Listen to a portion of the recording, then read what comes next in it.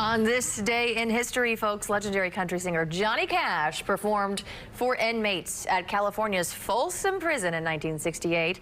The concert and live album from that performance really redefined his career. He tailored his set list to the prisoners, and look at this photo. That's cool. So historic.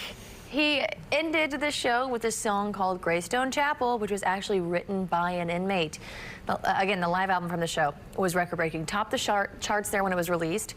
Cash would eventually meet with President Nixon to discuss prison reform in 1972. He's like the OG jelly roll. That's, you know, like that is really cool. cool. He really is, yeah. It draws on inspiration from Johnny Cash. Powerful. Well,